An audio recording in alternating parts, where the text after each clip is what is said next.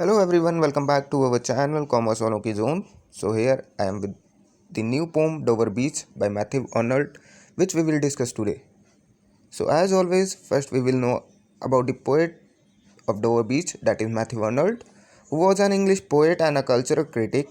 He wrote on many variety of subjects, but he is best known for his poems on nature, modern society and moral instructions. Arnold is sometimes called third great Victorian poet along with Alfred Lord Tennyson and Robert Browning. He was praised by his poetic vision that are simplicity, lucidity and straightforwardness. Starting with the poem Dover Beach by Matthew Arnold is basically about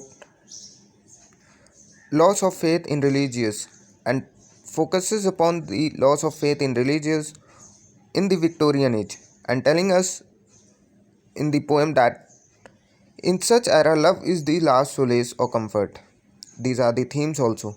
It was written in 1867 and is a dramatic monologue. In the poem, the poet expresses his views that the despair, hopelessness and frustration in the world is due to the decline of religious faith. Let us start with the poem Dover Beach. Dover Beach is actually a beach near English Channel that is in Dover town in southern England.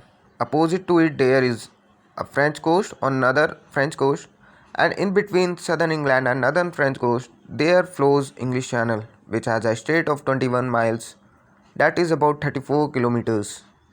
In the poem, let me tell you that southern English has some religious faith still alive, and that is represented by some chalky cliffs on the beach, which we will come to know later in the poem. And the French coast, which is opposite to it, has completely lost the faith, maybe by some English, French and German naturalists like Charles Darwin and Lamarck, who proposed theories of mankind against God and tried to prove that man is born himself, that is, he is not created by God and God actually doesn't exist. So these were the basic details which will help you all to make up your answers. Let us start with the poem. The sea is calm tonight, the tide is full, and the moon lies fair. Upon the straits on the French coast the light gleams and is gone. The cliffs of England stand glimmering and vast out in the tranquil bay. In the very first para, the poet writes about the natural beauty in front of him. He might be standing somewhere at the Dover beach and watching its beauty. So he tells us that the sea is calm that night, that maybe the water flowing in the sea is calm, which is soothing and peaceful. The tide is full and the moon lies fair. The waves are in full swing, and the moonlight which falls upon the strait is beautiful. On the French coast the light gleams and is gone, and the light on the French coast has almost gone, which shows that the French coast has lost its religious beliefs completely.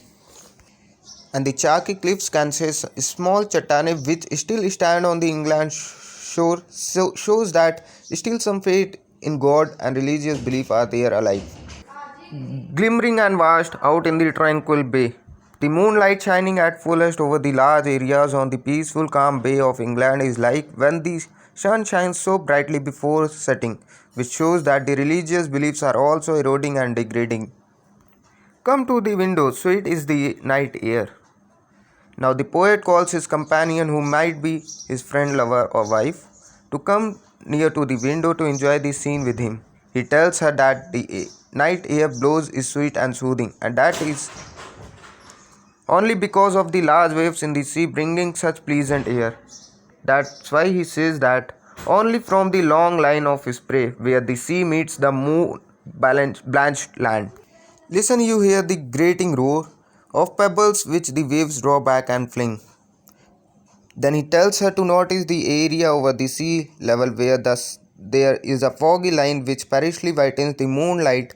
There at that area, try to listen to the sounds of rocks which are being pulled out and thrown back by waves on the beach.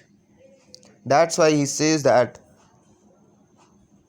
of pebbles which the waves draw back and fling at their return up the high strand, begin and cease and then Actually, this paragraph describes the human misery, which is led by the theories of different naturalists like Charles Darwin and Lamarck. This endless, monotonous motion again and again disturbs them. And thus the poet says that with tremulous cadence slow and bring the eternal note of sadness in. He means that trembles them, the theories trembles them, desperates them, and finally drops them into doubt and confusion. That whether to believe in God or in the theories of such naturalists. Coming to the next paragraph, Shopcoles long ago heard it on the Aegean and it brought into his mind the turbid ebb and flow of human misery. We find also in the sound a thought hearing it by this distant northern sea. Shopcoles was actually a Greek tragedy writer. He has also heard the same notes on the Aegean Sea, and he thinks that this in and out of the tides and waves is nothing but only the endless sufferings of human misery. That means he has visualized that in the past only. So illusionating it, the poet is trying to prove himself in front of his companion and reader that we are feeling it now, that we what we are feeling it now, but long ago it was also fed by shop coals, and it is possible for us to think of the same because the waves are coming from the French coast, that is northern sea, and making the same effect upon us. That's why he says that he find also in the sound a thought hearing it by this distant northern sea. Now, the sea of faith was once too at the full and round earth's shore, lay like the folds of a bright girdle fuddle, but now I only hear its melancholy. Now here, sea of faith is metaphor of spirituality, God and religion. This paragraph tells us that an island covered by sea, faith, religion. That means there was once upon a time, there was a time before the theories of such naturalists that the faith and religious and spirituality rolls up, rounds up around and holds up the whole globe as a girdle fuddle. But now I only hear its melancholy long withdrawing roar retreating to the breath. And now we can feel that its sadness and the retreating and pulling back of and the religious spirituality and beliefs are sinking towards of night wind, which result into doubt and disbelief. Thus he says that of the night wind down the vast ages drear and naked shingles of the world. This shows that the hopeless people are like the pebbles who are thrown away by the sea, like a naked shells lie on the shore of the sea, or can say the shore of the ocean. In short, they are in the condition of a pendulum, that is, what to do, where to go, either for to go for the faith or either for against the theories.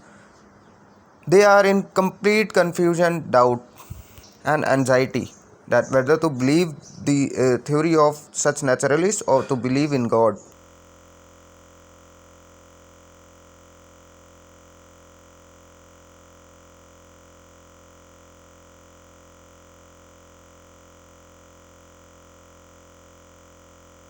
Now, our love letters be true to one another, for the world which seems to lie before us like a land of dreams so varies, so beautiful, so new, hath really neither joy nor love nor light nor certitude nor peace nor help for pain, and we are here as on the darkling plain, swept with confused alarms of struggle and flight, where ignorant armies clash by night. This paragraph means that we should trust everyone, we should love everyone. Don't be treacherous and materialistic towards everyone. Because in loss of love and trust, the world which seems to be a dream of beauty, joy, and love is not able to contrast anything. And in reality, it is joyless, a dark, plain faith of peacelessness, rightless world. And we peoples, we human beings are in doubt and confusion. We are just the army men fighting in dark, unknown nights. That is, we are completely unaware that where are we moving, where we are killing, and what we are doing. That's all. Thank you. Harsh Verma signing out. Stay safe. Take care.